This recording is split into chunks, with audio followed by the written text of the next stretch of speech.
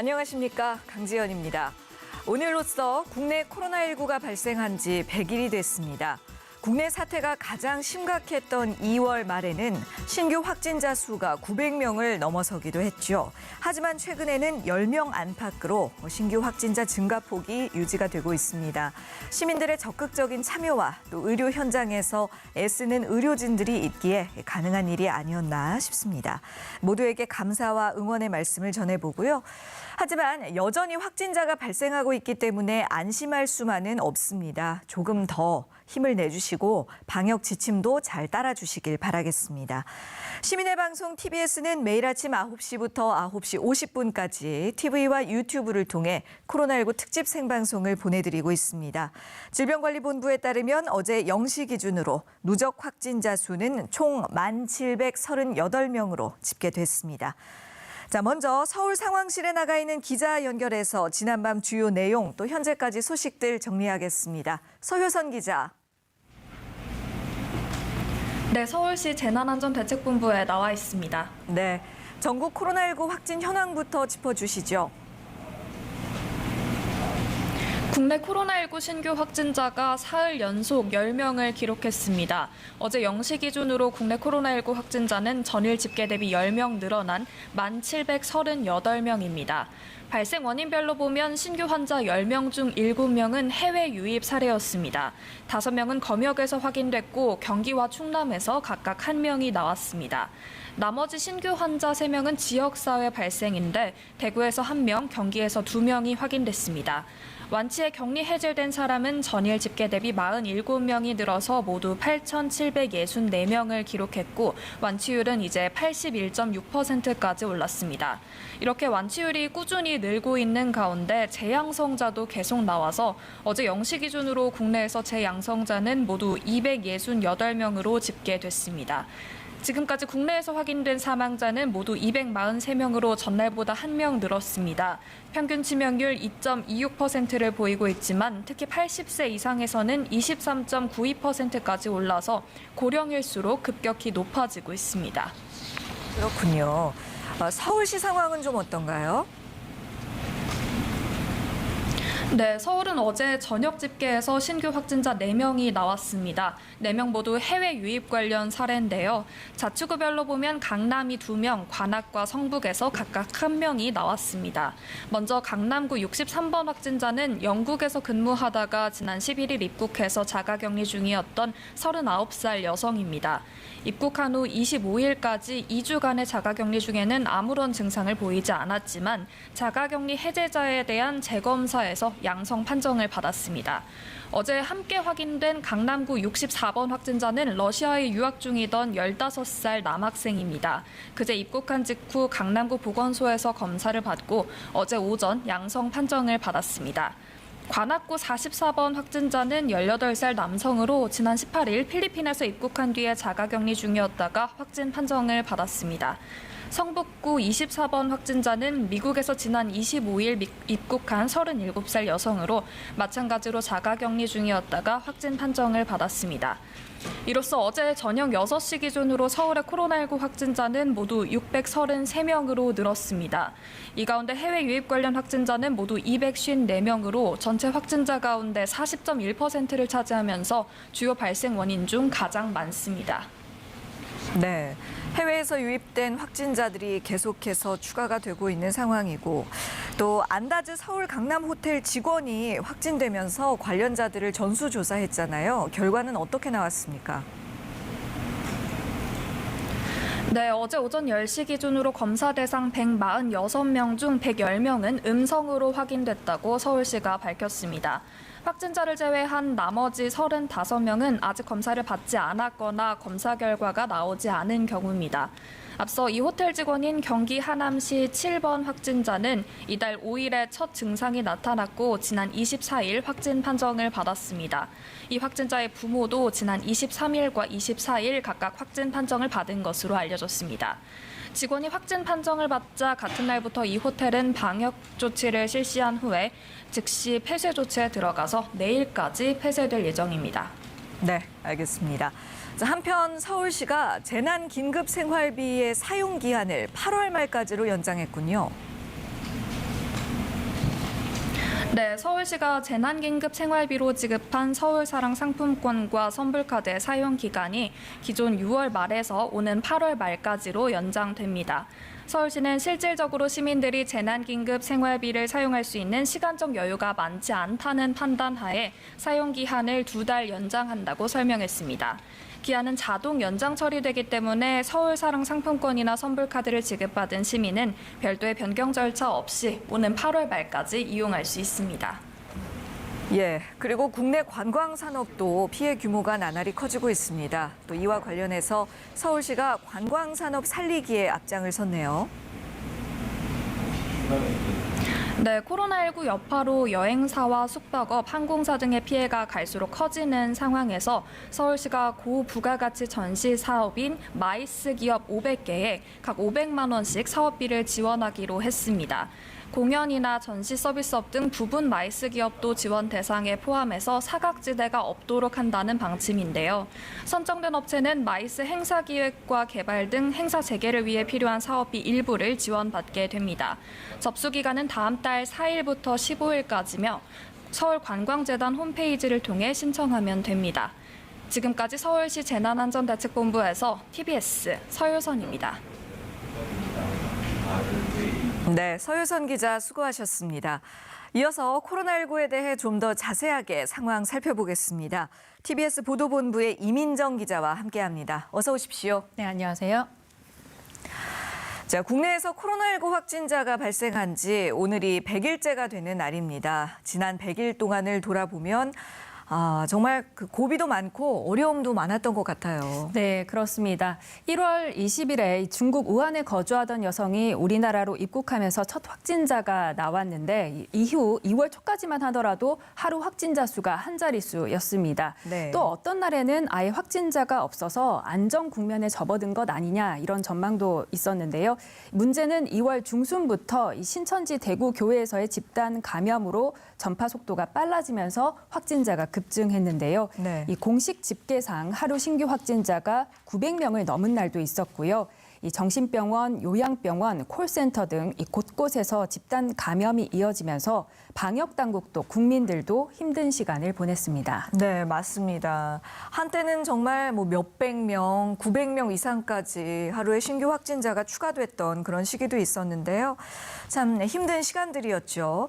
돌아보면 코로나19 이전과 이후에 우리 삶에 또 많은 부분들이 변화한 것 같은데요. 네, 많이 변했습니다. 잠시 외출할 때도 마스크를 쓰고 이렇게 손을 자주 씻은 적이 있었나 할 정도로 손을 씻는 게 습관이 됐습니다. 2020년에 마스크가 없어서 줄을 서는 게 웬 말이냐 하던 분들도 네. 이제 주민등록증을 내고 마스크를 사는 게 익숙해졌습니다. 이 사람들은 외출이나 문화 활동도 안 하고 이 사회적 거리 두기에 동참을 했습니다. 사상 처음으로 학교들은 온라인으로 개학을 했죠. 또 코로나19에도 마스크를 쓰고 장갑을 끼고 21대 국회의원 선거를 치렀습니다. 네. 28년 만에 가장 높은 투표율을 기록했는데요. 이 해외에선 한국이 코로나 사태에서 어떻게 선거를 치러야 하는지 보여주는 하나의 모델이 될 것이란 평가가 나오기도 했습니다. 예. 그래서 K-선거라는 그런 신조어도 요즘 많이들 이야기를 하더라고요. 또 이렇게 코로나19 사태 속에서 치러진 우리의 선거뿐만 아니라 또 우리 방역 모델에 대해서도 전 세계가 주목을 하고 있습니다. 네, 그렇습니다. 방역 한류라는 말이 나올 만큼 우리 정책은 전 세계의 모범 사례로 꼽히고 있습니다. 이 진단 키트나 대면 접촉을 최소화하기 위한 차량 이동령, 이 도보 이동령 같은 이 검사 방식, 또 병상 부족 문제를 해결하기 위해 도입된 생활치료센터 등이 큰 관심을 모았습니다.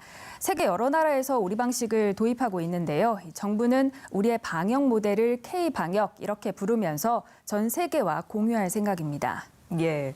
우리 대한민국의 방역 모델이 이렇게 좋은 평가를 받고 있는 데는 물론 당국의 노력도 컸습니다만 지난 100일 동안을 돌아봤을 때 가장 고마운 분들 하면 바로 의료진들이 아니겠습니까? 네, 맞습니다. 어제 정은경 본부장도 100일 평가를 해달라는 취재진의 요구에 가장 먼저 한 말이 국민들 그리고 의료진들에게 깊이 감사드린다였습니다. 무거운 방호복을 입고 또 고글과 마스크까지 쓰고 땀과 습기에 찬 상황에서 환자들을 돌보고 있는데요. 정부는 의료진들에게 예우와 보상이 충분히 이루어질 수 있도록 노력한다는 계획입니다. 예, 당연히 그런 조치가 있어야겠지요. 그런데 안타깝게도 최근에 명지병원에서 환자를 돌보던 의료진 2명이 감염된 사건이 있었습니다. 이러한 감염 위험 속에서도 사투를 벌이고 있는 의료진을 응원하는 캠페인이 또 SNS상에서 유행을 하고 있죠. 네, 덕분에 챌린지라고 하는데요. 이렇게 오른손은 주먹을 쥔 채 이 엄지손가락을 들어 올리고 왼손 바닥으로 받쳐주는 자세입니다. 네. 존경과 자부심을 뜻하는 수어인데요. 어제 문재인 대통령도 이 캠페인에 동참을 했습니다. 많은 시민들이 이제 참여를 하고 있는데요. 이런 식으로라도 이제 마음을 표현하면 의료진들에게 큰 힘이 되지 않을까 싶습니다. 네, 오른손으로 엄지를 만드나요? 네, 오른손으로 이렇게 엄지를 만들고 왼손 바닥으로 받쳐주는 자세입니다. 네, 이런 자세라고 하네요. 뭐 SNS에 사진 올리고 하는 일들은 어렵지 않으니까요. 여러분들께서도 꼭 한번 참여를 해보시면 좋겠습니다. 자, 이런 의료진들 덕분에 어제까지 9일째 확진자 수가 10명 안팎을 유지하고 있는데요. 이제는 상황이 좀 안정됐다고 봐도 괜찮을까요? 어제 정은경 본부장에게 100일이니까 이제 평가를 해달라고 기자들이 요구를 했습니다. 그랬더니 코로나19는 아직 진행형이다 이렇게 말을 했습니다. 국내 신규 확진자 수가 감소했지만 아직까지는 안심할 수 없는 상황이라는 건데요. 네. 이 방역 관리 체계에 있어서 통제력은 점차 회복되고 있는 추세지만 여전히 감염 경로를 알 수 없는 환자가 나오고 있어서 마음을 놓을 수 없다 이런 말인 것 같습니다. 예, 그렇습니다. 또 한순간의 방심이 언제든 또다시 대규모 감염으로 확산될 수 있는 만큼 국민들 스스로가 사회적 거리 두기를 계속 잘 실천해야겠습니다. 네, 국내 상황은 좀 이제 안정을 찾았지만 이 날씨가 추워지는 가을이나 겨울에 2차 대유행이 올 수 있다는 전망이 나오고 있지 않습니까? 네. 이 코로나19 유행이 길게는 2년까지 계속되고 또 종식이 어려울 것이란 이런 전망도 나오고 있습니다. 정부는 계속해서 백신과 치료제가 개발될 때까지 일정 수준으로 사회적 거리 두기가 일상화돼야 한다고 강조하고 있습니다. 아프면 집에서 쉬기, 이 사람 사이는 두 팔 간격 등의 이 방역 수칙들을 지켜나가는 게 무엇보다 중요한 상황입니다. 네, 그러게요. 이 정부 당국에서도 직장인들의 경우에도 몸이 조금만 안 좋은 것 같으면 일단 휴식을 취해라. 이런 지침을 내렸습니다만 사실 직장인들은 좀 눈치가 보이니까 아파도 못 쉰다. 그렇죠. 예, 이런 분들도 많거든요. 문화나 제도적인 부분에서 또 어떤 장치들이 좀 더 보완이 돼야 할 것 같습니다. 그런가 하면 또 학교들의 등교 개학 일정이 늦어도 다음 달 초에는 결정될 전망이라면서요. 네, 그렇습니다. 이제 5월이 코앞이다 보니까 아이들이 학교에 언제 갈 수 있을까 이런 궁금하신 분들 많으실 겁니다. 먼저 관련 리포트 보고 오겠습니다. 코로나19 확산세가 잦아들면서 정부가 이른바 등교 개학 준비에 들어갔습니다. 정세균 국무총리는 아이들의 안전은 그 무엇과도 타협할 수 없지만 그렇다고 기약 없는 코로나19의 종식을 기다리며 학생들을 계속 집에만 묶어둘 순 없는 노릇이라며 늦어도 다음 달 초에는 등교 개학 시기와 방법을 알리라고 교육부에 지시했습니다. 정부는 일단 상급학교 진학을 준비하고 있는 고3과 중3 학생들을 우선 등교시키고 이후 순차적으로 각급 학교 저학년의 등교 일정을 정하는 방안에 무게를 두고 있습니다. 한꺼번에 다 계약을 하는 것이 여러 가지 이 조건들을 동시에 충족시켜야 되는 이러한 어려움이 있어서 쉽지 않을 수 있겠다라는 판단을 가지고 계약의 방법 또 순차적인 계약의 가능성에 대해서 열어놓고 논의를 하고 있습니다. 정부는 다만 등교 개학 여부를 결정할 때 생활방역 전환 여부를 결정하는 것보다 훨씬 더 보수적이고 높은 기준을 적용하기로 했습니다. 향후 이제 그 시도교육청과 같이 교육 현장의 의견 수렴을 거치고 전문가들의 자문 그리고 저희 그 질병관리본부 등 관계부처의 의견 등을 좀 종합적으로 고려해서 진행을 할 생각이고. 아울러 각급 학교가 방역 조치를 이행할 준비가 돼 있는지, 관련 지침이나 자원이 확보됐는지 등 교육 현장의 방역 대비 역량도 고려할 계획입니다. TBS 김종민입니다. 예, 입시를 앞둔 고등학교 3학년 또 중학교 3학년 학생들부터 우선 등교시키는 방안에 무게를 두고 있다. 이런 내용이었는데요. 등교 날짜는 언제가 얘기가 되고 있습니까? 네, 일단 5월 초에 이제 등교 시점을 발표하고 일주일 정도 준비 기간을 줄 것으로 보입니다. 그렇게 되면 현재 예상되는 등교 개학의 시작 시점은 5월 11일 이후가 되지 않을까 이런 전망이 나오고 있습니다. 예. 오늘 교육부는 시도 교육감들과 이 등교 개학 시기와 방법 등을 논의할 계획입니다. 네, 5월 11일 이후가 정도로 될 것 같습니다. 예상이 되고 있군요. 자, 이번에는 자가격리를 위반한 사람들에게 도입된 전자 손목밴드에 관한 이야기를 좀 해볼까 합니다. 이른바 안심밴드라고 하는데요. 자가격리자들이 격리 지침을 위반하는 경우가 자꾸 발생을 하니까 결국 정부가 이 안심밴드를 도입하기로 한 거잖아요. 네, 그렇습니다. 일단 안심밴드는 이제 블루투스를 통해서 휴대전화에 설치된 자가격리자 안전보호 앱과 연계된 건데요. 네. 일정 거리를 이탈하거나 밴드를 훼손하면 전담 관리자에게 자동으로 통보되는 방식으로 운영이 됩니다. 일단 격리자를 무단 이탈하거나 확인 전화를 받지 않는 등 이 격리 지침을 위반한 사람들이 착용 대상인데요. 네. 인권 침해 논란이 있기 때문에 동의한 사람만 착용을 하게 되는데 만약 이제 착용에 동의하지 않으면 시설에 격리됩니다. 예, 그러니까 한번 격리 지침을 위반한 사람에 한해서 안심밴드를 사용할 것이냐 아니면 시설로 옮겨갈 것이냐를 선택하게끔 한다는 것이죠.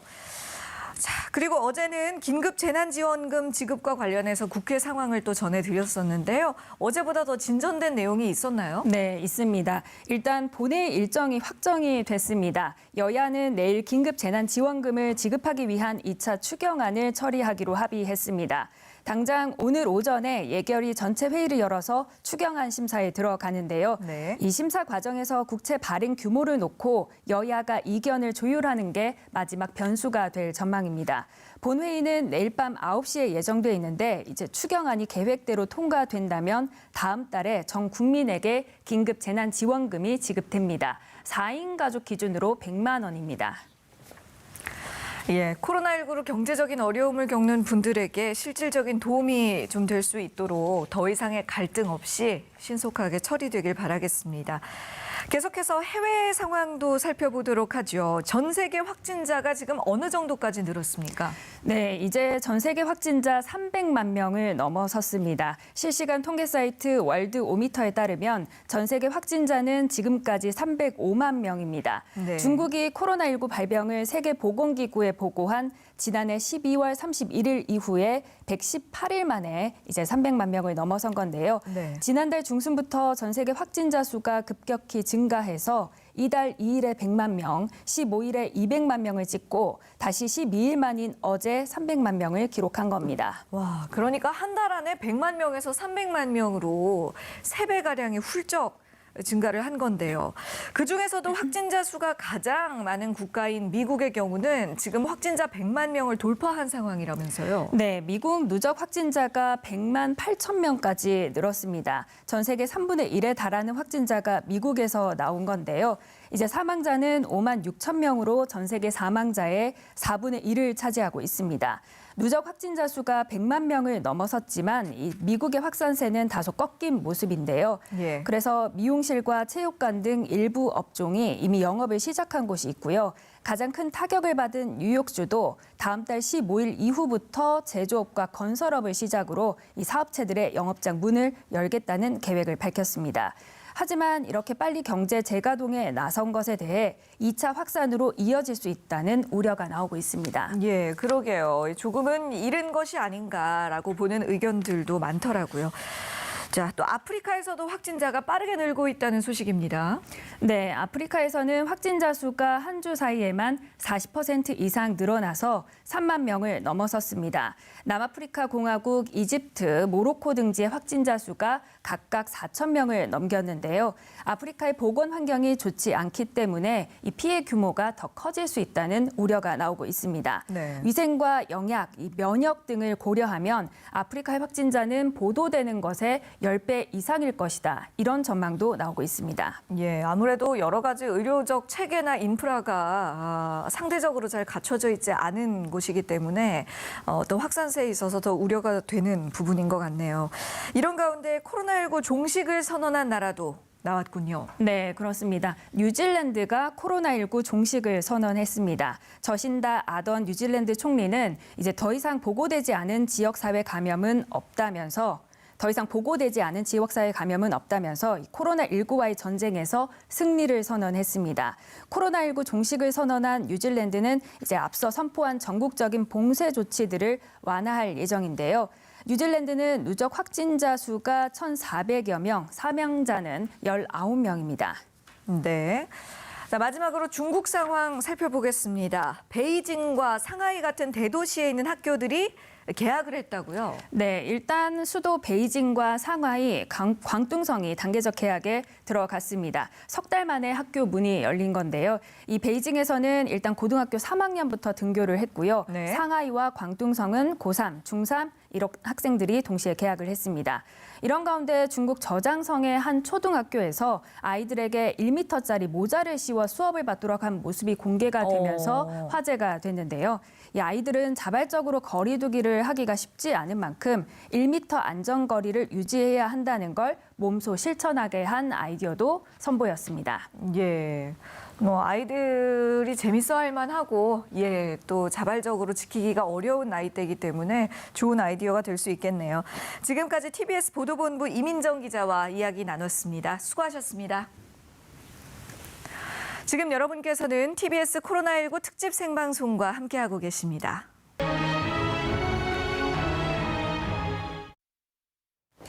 계속해서 코로나19에 대한 더 자세한 내용과 이슈들 전문가와 함께 짚어보겠습니다. 먼저 김경우 서울백병원 가정의학과 교수 나오셨습니다. 안녕하십니까? 네, 안녕하세요. 그리고 강행구 과학전문기자도 함께하십니다. 어서 오세요. 네, 안녕하십니까? 자, 국내 코로나19 신규 확진자가 계속해서 10명 내외를 유지하고 있습니다. 좀 안정세에 접어들었다고 평가를 해도 될까요, 이제? 네, 지금 해외 유입이 7명, 그리고 지역 발생이 3명으로 지금 보고가 됐는데요. 네. 우리가 이 3명이라는 것은 그 발생이라기보다는 확진된 사람이 3명인 겁니다. 그러니까 3명 이외에도 감염원이 더 있는데 이제 못 찾아내는 경우도 있기 때문에 우리가 이제 3명이란 발표를 이제 발생자로 혼동하지 않아야 되겠고요. 그 일례로 그 우리 부산에서 생긴 그 클럽의 어떤 그 감염자 같은 경우에도 보면은 네. 만약에 19세 A군이 그 군대를 가지 않았더라면 어떻게 됐을까? 그러니까 감염이 되고 증상이 있는데도 선별 검사를 받지 않았다면 계속 감염을 시켰을 수 있겠고요. 예. 그런 사례가 부산에만 그 지난 17일에만 있었을까 이렇게 생각해 보면은 여러 건이 있는데 우리가 못 찾아내는 경우가 많을 거라고 생각하는 게 맞을 것 같거든요. 네네. 예, 그리고 실제로 이제 확진되는 많은 분들의 동선을 추적해 보면 이미 예전에 증상이 있었지만 선별 검사를 안 받고 또 동네 의원에 가서 이제 약만 받아 오신다든지 그러다가 그 중에서 일부가 이제 증상이 오래되고 악화되니까 그제서 이제 선별 검사를 받으시면서 확진된 사례가 있기 때문에 이런 사례들이 우리가 발견되지 못하고 계속 선별 검사를 안 받는 감염원들이 계속 전파를 일으키고 있을 가능성이 많다는 것을 우리가 최근에 확진된 사례를 통해서 충분히 유추해 볼 수 있을 것 같습니다. 예. 이제 그러한 부분이 또 한 가지 문제가 되겠고요. 또 한 가지가 이제 해외 유입 사례를 계속해서 좀 예의주시해야 하는 상황입니다. 어제 신규 확진자 10명 중에서도 7명이 해외에서 유입된 사례였거든요. 최근의 추이를 보면 새로 발생하는 확진자의 거의 절반 또는 그 이상이 해외에서 들어오는 분들인데 이런 사례들을 어떻게 관리를 해야 좋을까요?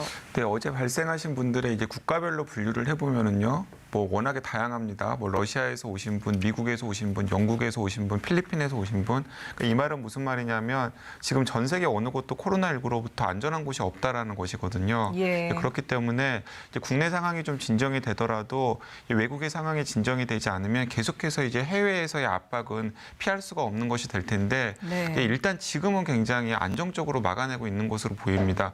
왜냐하면 일단 공항에서 검역을 하고 또 공항에서 미처 잡히지 않은 분들도 2주간 자가격리를 한 다음에 자가격리 해제할 때 검사를 할 때 양성 판정으로 걸러지는 경우가 대부분이거든요. 예. 그래서 자가격리 중에 이 가정에서 접촉해서 가족들을 전파시키는 사례를 제외하고는 자가격리 수칙만 잘 지킨다면은 해외 유입으로부터 오는 이 감염 여부는 어느 정도 관리가 가능한 수준이다라고 생각할 수 있겠습니다. 네. 근데 이제 문제는 뭐냐면 우리나라의 상황이 잡히더라도 외국의 상황이 잡히지 않을 때 계속해서 우리가 문을 닫아둘 수는 없잖아요. 그렇습니다. 네, 이제 우리나라의 경제 여건이라든가, 그러니까 우리나라만 정상 경제 생활을 한다고 해서 되는 것이 아니라 결국에는 외국이랑 왔다 갔다 해야 이제 우리나라 경제가 조금 정상적으로 돌아갈 텐데 네. 그러면은 외국 문을 조금씩 열어야 될 텐데 그때도 과연 지금처럼 효과적으로 막을 수 있을지에 대해서 이제 의문이 생기는 대목이고 그래서 많은 전문가분들이 이게 국내 상황만 진정된다고 해서 되는 것이 아니라 외국의 상황까지 같이 아울러야 진정이 된다라고 말씀을 모으는 것도 그것 때문입니다. 예, 맞습니다. 그래서 코로나19 사태는 정말 한 국가만의 문제가 아니라 전 세계적으로 함께 공조를 하고 함께 헤쳐나가야 할 그런 사태라는 것이죠. 자, 국내 상황을 좀 더 들여다보자면요. 4월에는 부활절도 있었고 또 총선도 있었고 방역 당국이 긴장을 많이 했었는데요. 지금 상황으로만 본다면 부활절이나 총선 이벤트로 인한 집단 감염은 없었다. 이렇게 평가를 해도 될지 어떻게 생각하시나요? 네, 그 감염자가 선별 검사를 받으시기 전까지는 알 수가 없는데요. 네. 그러니까 증상이 있는데도 선별 검사를 안 받고 계속 뭐 동네 치료만 받고 해열제만 드시고 이렇게 버티시는 분이 있다든지 아니면 감염이 됐는데 증상이 없어서 몰라서 선별 검사를 안 받는 그런 분들도 있기 때문에 우리가 검사를 하기 전까지는 알 수는 없는데 네. 이제 그런 우리가 알 수 없는 감염원이 경증의 감염자가 전파를 시켰다고 하면은 그 중에서 일부 이제 중증으로 발견되시는 분들이 있기 때문에 그분들을 통해서 우리가 거꾸로 이제 추적해 볼 수가 있는데 아직까지는 그 최근에 들어서 중증으로 발견되는 신규 감염자가 보고된 건 없어서 일단은 집단 감염은 없었다 이렇게 좀 추정해 볼 수는 있겠는데요. 예. 우리가 이거를 조금 더 일찍 알려면은 그 최근에 발견된 확진자분들의 동선을 보면 그 중에 일부는 그 사전 투표를 하신 분도 계시고 또 일부는 또 이제 그 총선 당일날 또 투표하신 분들도 있거든요. 네네. 그래서 그분들과 동선이 겹치는 같이 투표했던 분들의 어떤 뭐 격리까지는 아니더라도 능동 감시라든지 증상이 없었는지 필요하면은 14일 후에 뭐 전수 검사를 한다든지 해가지고 감염자와 같이 투표하셨던 분들 중에서 감염은 없었는가 이렇게 좀 국소적으로 살펴볼 수는 있을 것 같습니다. 네, 그렇군요.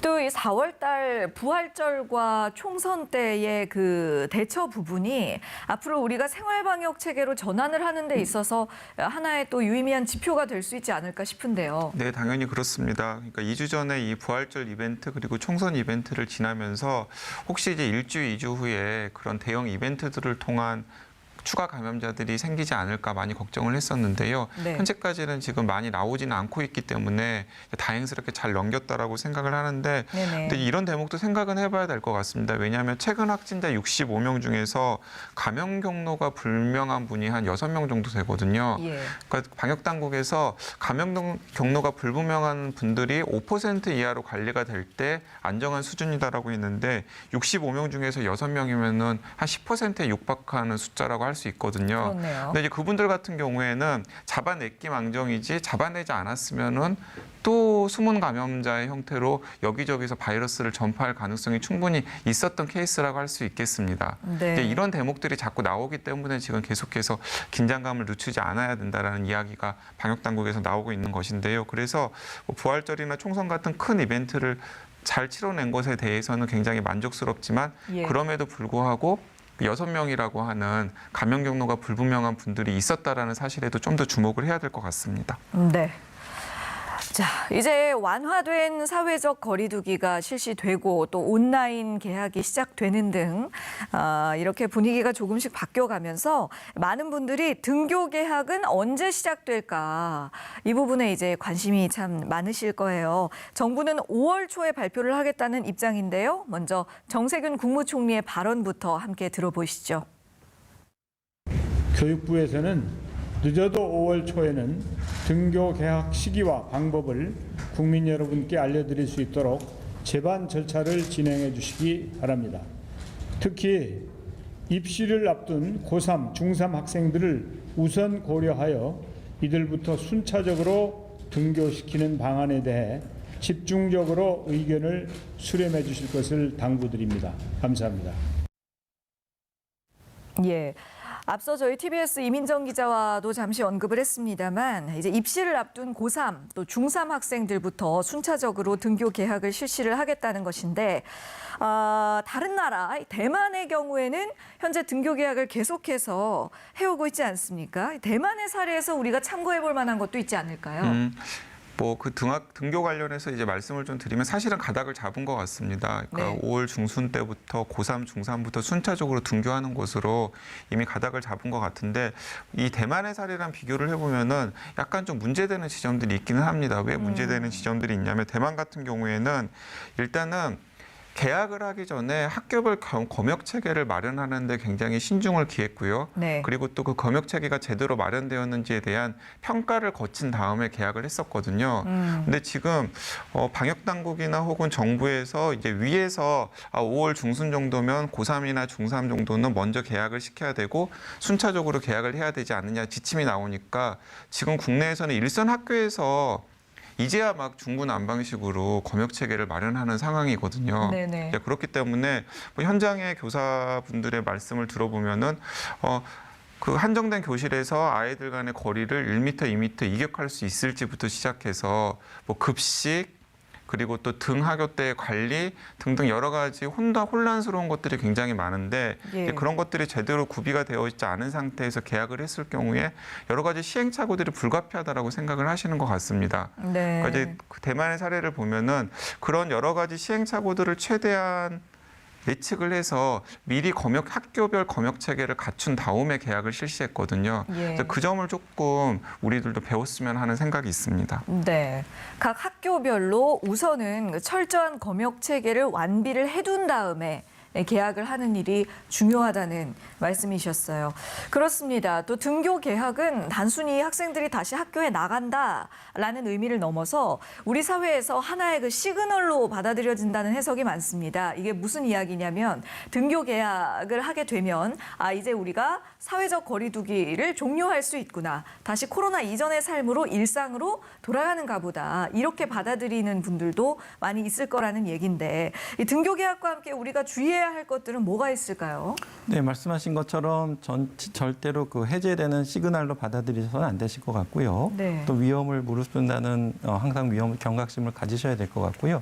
특히 이제 학교라는 공간은 학생들 간의 전염병이 잘 일어나기 쉬운 공간인데요. 최근에 그 학생 법정 감염병 발생 현황을 보게 되면은 2015년부터 18년 사이에 최근 들어서 이제 19만여 건이 보고가 되고 있고 네. 코로나와 비슷하게 이제 비말이나 각 밀접 접촉을 통해서 잘 전염이 되는 수두 바이러스 같은 경우에는 2015년도에 4만 6천 건이었다가 18년도엔 9만 6천 건으로 거의 2배 가까이 증가했거든요. 그처럼 학교는 어떤 이런 전염병이 잘 퍼지기 쉬운 그런 위험한 환경인데 물론 이제 교육부에서는 지난 3월 24일 날 가이드라인을 발표해서 이제 학교 안에서 어떻게 감염병 관리할 것인가 그리고 학교 밖에 학생들이 다중으로 이용하는 시설이라든지 학원에 대해서 어떤 가이드라인을 발표를 했는데요. 최근에 정부에서는 그 지난번 학교 중심의 감염 관리 가이드라인이 얼만큼 잘 지켜지고 준비를 얼만큼 잘 하고 있는지에 대한 점검을 했는데 발표에 따르면 99% 이상이 기본적인 준비를 마쳤다 이렇게 보고는 되고 있는데 예. 실제로 이제 감염병 환자가 발생했을 때 어떤 시나리오라든지 또 실제로 어느 정도 잘 준비를 하고 대처를 하고 있는지는 아직은 조금 좀 불명확한 부분이 많은 것 같아서 예. 다시 한번 점검을 하고 좀 신중하게 접근해야 될 것 같고요. 이번 코로나19 사태를 통해서 우리가 한번 또 이제 교육의 본질이라는 것이 뭔지도 한번 좀 돌이켜봐야 할 것 같습니다. 그래서 우리가 이렇게 감염 확산을 무릅쓰면서 하려고 하는 등교 계약을 통해서 우리가 과연 교육이란 건 어떤 것을 하려고 하는지 좀 다시 좀 돌이켜봐야 될 것 같고요. 지금 하고 있는 어떤 온라인 수업이나 어떤 방송 수업 같은 것의 어떤 장단점을 잘 살펴서 온라인 수업이 계속 유지되면서 뭔가 수업의 어떤 형태나 수업의 어떤 철학 같은 것도 한번 좀 돌이켜보는 계기가 됐으면 좋을 것 같습니다. 네.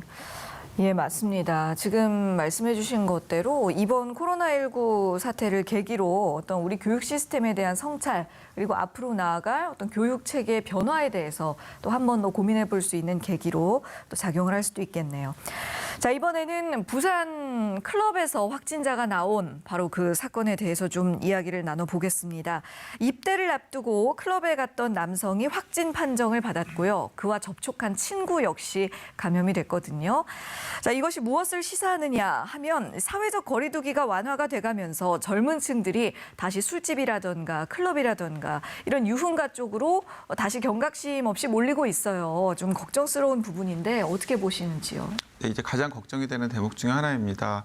아까 김경호 교수님께서도 정확하게 지적을 해주셨지만은 이제 이 부산 클럽에 다녀온 분이 만약에 빨리 발견이 되지 않았더라면 그럼요. 어떻게 되었을까를 예. 저희들이 상상을 해봐야 되거든요.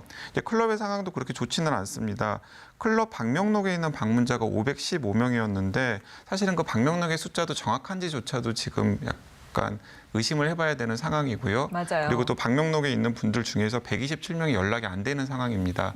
다행히 연락이 되어가지고 검사를 하신 분들은 대부분 지금 격리 조치가 되었고 검사 결과 음성으로 판명이 되었는데 그 클럽을 갔던 분의 친구 같은 경우에는 지금 또 양성으로 확진이 되었잖아요. 네. 그래서 클럽에서 접촉하셨던 분들 중에서 이제 어떤 분들이 새로 양성이 나올지 아직은 이제 모르는 상황입니다. 예. 그래서 이제 이런 경우가 앞으로 우리 방역 체계에 이제 구멍이 생기는 중요한 경우일 것 같습니다. 젊은 사람들 경우에는 상대적으로 증상이 있다고 하더라도 증상이 가볍게 나타나는 경우가 많기 때문에 네네. 이것을 코로나19라고 의심을 하지 않고서 그냥 일상생활을 할 가능성이 크고 그런 일상생활 중에서 아무래도 전파할 가능성이 이제 높고 그 과정에서 지역사회 감염의 이제 고리들이 크고 작은 고리들이 만들어질 수 있기 때문에 지금 이 대목을 어떻게 해야 될지가 앞으로 가장 큰 관건이 되리라고 생각합니다. 예, 맞습니다. 방역에 있어서 가장 어려운 점 중에 하나가 이러한 그 경증 환자들 또는 그 무증상 감염자들로 인한 집단 감염의 가능성이 아닐까 싶은데요. 실제로 집단 감염 사례 중에서 무증상 감염률이 꽤 높다면서요.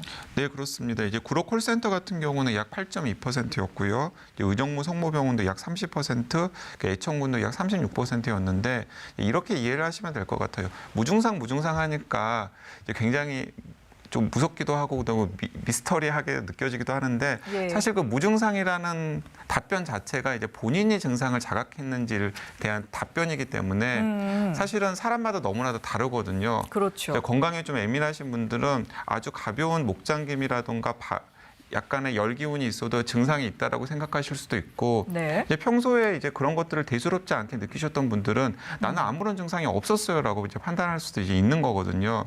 이제 이런 경계에 있는 환자들이 많기 때문에 이 코로나19의 전염을 막기가 이제 더 어려운 것인데요. 예. 이제 그 방역 과정에서도 이렇게 증상이 가벼우신 분들 혹은 증상이 있더라도 본인이 자각하지 않은 분들을 잡아내는 것이 지금까지도 계속 어려운 일이었었고요. 네네. 이 집단 감염 사례에서 무증상 감염률에서 확인할 수 있듯이 그리고 또 그분들을 앞으로도 어떻게 관리할지가 계속해서 관건이 될 것 같은데 사실 방역 당국 입장에서도 뾰족한 수는 없습니다. 그렇기 때문에 계속해서 증상이 있는 분들에 지금 초점을 맞추고 있는 것인데요. 네. 네. 그렇겠지요. 근데 지금 말씀해 주신 대로 감염이 됐어도 본인 스스로 그 감염에 대해서 스스로 인지를 하지 못하고 일상생활을 유지하다가 이것이 지역사회 감염으로 퍼질 수가 있기 때문에 위험한 부분인 거잖아요. 무증상 감염자에 대해서 뭐 방역 당국도 뭐 특별한 대책이 없는 상황이라는데 도대체 어떻게 해야 할까요? 네, 맞습니다. 검사를 하지 않는 이상 찾아내는 방법은 없습니다. 네네. 그래서 무증상자 대상으로 검사를 해야 되는데, 그래서 일단은 그 집단적으로 좀 취약 생활 하시는 분들이 있죠. 그래서 어떤 발생됐을 때 위험할 수 있는, 그래서 요양병원 또 정신병원, 그리고 어떤 병원 내 감염, 의료진 종사자, 그래서 명지병원 사례 같이 모든 의료진에 대해서 이렇게 선별 검사를 주기적으로 한다든지, 예. 또 군입대하는 사람들 대상으로 위험군에 대해서는 증상 유무에 관계없이 일괄적으로 선별 검사를 한다든지, 그리고 최근에는 이렇게 증상 유증상 가릴 거 없이 다 검사하는 것에 대해서 아무래도 검사가 많아지니까 네. 10명을 하나로 모아서는 집합 검사가 소개되고 있기 때문에 예. 또 효율적으로 또 집단을 대상으로 할 수도 있을 것 같고요. 그래서 미국 같은 경우에는 그 항체 검사를 해봤더니 실제로 확진 검사로 찾아내는 것보다 10배 이상이 이미 감염이 됐었다는 보고도 있기 때문에 네. 실제 감염자가 그 검사를 받지 않으면 확진 검사로 찾아낼 수 있는 분이 이제 일부분이거든요. 그렇기 때문에 일단 무증상자 중에서 조금 고위험군, 그리고 말씀하신 것처럼 증상이 경미하거나 없는 젊은 층들 대상으로, 또 이런 감염 위험이 높은 분들을 대상으로는 정기적인 선별 검사를 해봐야 될 것 같고요. 네. 이제 군입대뿐만 아니라 우리가 이런 선별 검사 대상을 조금 넓힐 필요는 없는지도 좀 살펴봐야 될 것 같습니다. 그래서 아무래도 기숙사 생활을 하는 단체 생활을 한다든지, 아니면은 글쎄요, 이제 우리가 감염병을 조금 더 엄격하게 적용해서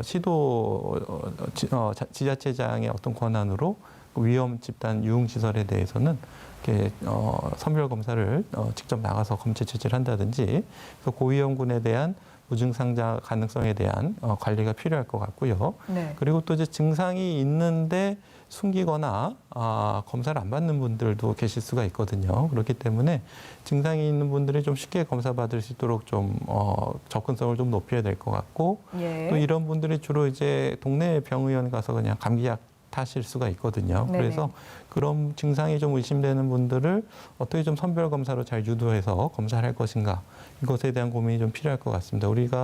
우리나라에서 이제 하루에 검체할 수 있는 그 검체 건수가 최대한 2만 건까지 되는데 최근에 한 3천 건 정도 되기 때문에 네. 지금 조금 더 검사를 확대해도 될 것 같거든요. 그래서 예. 조금이라도 증상이 있으면 또 좀 비용도 낮추고 접근성도 높여서 많은 사람들이 좀 검사를 받을 수 있게 이렇게 검사를 최대한 확대하는 수밖에 없을 것 같습니다. 예. 증상이 경미한 환자의 경우에도 조금 더 철저하게 검사를 하는 것이 좋겠다.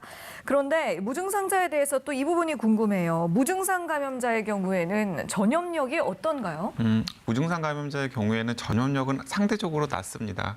예, 근데 이제 그것도 이제 그 증상이 있는 분들의 개인차마다 좀 차이가 있기 때문에 네. 뭐 확증해서 이야기를 할 수 없습니다만은 이제 보편적으로 보면은 이 호흡기 바이러스 질환 같은 경우에는 증상이 나타나는 환자가 바이러스가 많이 증식이 되어 있고 그런 바이러스들이 몸 밖으로 배출이 되면서 감염을 시킬 가능성이 높아지는 거거든요. 네. 그렇기 때문에 증상이 아예 없는 분들 같은 경우는 몸속에 있는 바이러스가 밖으로 배출될 가능성이 상대적으로 낮고 예. 그렇기 때문에 이제 감염의 가능성은 증상이 있는 분들보다 낮기 때문에 네. 처음부터 지금까지 일관되게 방역 당국도 이제 증상이 있는 분들이 초점을 맞춰가지고 방역에 임해왔고요. 그리고 국내의 많은 전문가들이 증상이 아주 가볍거나 혹은 증상이 없는 상태에서도 감염이 있을 수는 있지만은 네. 그것이 유행을 견인하는 것은 아니다라는 이야기를 여러 차례 강조해 오셨기 때문에 이 부분에 대해서 너무 걱정을 하실 필요가 없을 것 같습니다. 근데 다만 이제 숨은 감염자, 그러니까 증상이 있든 증상이 경미하든 증상이 없든 간에 이 바이러스를 가지고 지역사회에 있는 숨은 감염자의 수준을 저희들이 확인하는 것은 굉장히 중요한 일이기 때문에 네. 방역 당국에서도 이제 좀 숨을 돌릴만 하기 때문에 그런 부분에 대해서 신경을 쓰고 있는 것 같고요. 그래서 어제 오늘 계속해서 대구 경북 지역부터 시작해서 지역사회 유의미한 숫자들을 모아서 항체 검사를 하는 방안을 적극적으로 고려하고 있는 것으로 보입니다. 이제 그런 항체 검사 결과가 지역사회 수준에서 나오면 우리들이 미처 파악하지 못했던 숨은 감염의 수준이 어느 정도나 되는지를 확인할 수가 있고 예. 그럼 거기에 따라서 뭐 무증상 감염이나 혹은 가벼운 증상 상태에서 감염자들 중에서 아직 확인되지 않는 분들의 숫자가 어느 정도인지도 우리들이 알 수 있으리라고 생각합니다. 네. 자, 그런가 하면 31번 환자가 67일 만에 퇴원을 하면서 국내 최장기간 입원 사례로 기록이 됐습니다. 무증상 감염과 함께 또 계속 이야기되는 부분이 바로 재양성 사례거든요. 현재까지의 사례들을 분석해 봤을 때 특정할 만한 원인이나 결과가 있는지 또 궁금한데요. 근데 이제 어느 정도 전문가들 사이에 의견이 모아지고 있는 것으로 보입니다. 그러니까 이제 한국의 재양성 사례들이 우리나라뿐만 아니라 국제적으로 굉장히 관심이 이제 많이 쏠리는 사례였었는데요. 네. 일단 대체적으로 바이러스에 감염이 되면 항체가 생깁니다. 그런데 이제 항체가 생긴 분들 중에서도 우리나라에서 검사를 해봤더니 이제 양성으로 판정된 분들이 있었거든요. 예. 근데 그런 분들의 바이러스를 채취를 해가지고 배양을 해봤더니 살아있는 바이러스가 이제 아니었단 말이죠. 그 말은 무슨 말이었냐면 아까 그 아나운서님께서도 잠깐 언급을 하셨듯이 그러니까 몸속에 있는 바이러스 찌꺼기들, 바이러스 찌꺼기들이 일부 증폭이 되어가지고 이 유전자 검사 과정에서 양성으로 확인된 것이 아닐까라고 이제 네네. 생각을 하는 겁니다.